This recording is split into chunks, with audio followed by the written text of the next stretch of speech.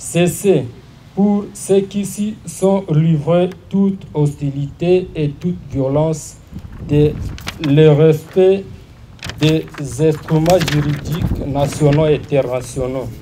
C'est une lueur d'espoir pour la pacification de l'Ituri. Après le dialogue sur la paix, la sécurité et la cohésion sociale de 4 groupes armés de l'Ituri qui a tenu ses travaux du 26 mai au 1er juin 2023 en territoire d'Aru, l'heure est à la mise en œuvre de ces protocoles d'accord de cessation des hostilités. Ce mardi, le commandant de la 32e région militaire, le général-major Peter Chirimwami, a remis cette feuille de route entre les mains du gouverneur militaire en présence du comité provincial de sécurité ainsi que ces jeunes révolutionnaires. Acteurs de la société civile, acteurs sociaux et notabilités locales tiennent au respect total de cet accord pour le développement de cette province. Je demande à tous ceux ou celles qui sont encore dans l'idéologie de vouloir rester dans la brousse, de porter encore les armes et de décimer notre population, de rejoindre ce groupe ici de volontaires.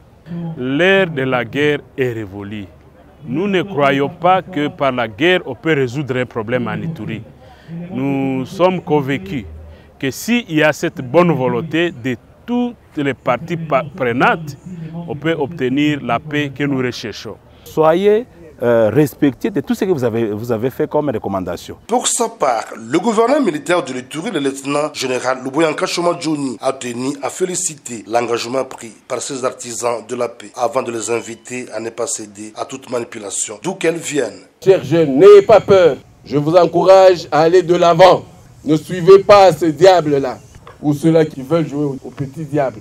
Ne les suivez pas. Arrêtons avec ces images des femmes violées, ces images des enfants tués, ces images des enfants décapités. Arrêtons avec ça. Au regard de plusieurs initiatives de paix mises en place par l'administration militaire depuis son avènement, la paix est permise dans cette partie du pays riche en potentialités, comme voulu par le chef de l'État, Félix Antoine Tshisekedi Tshilombo.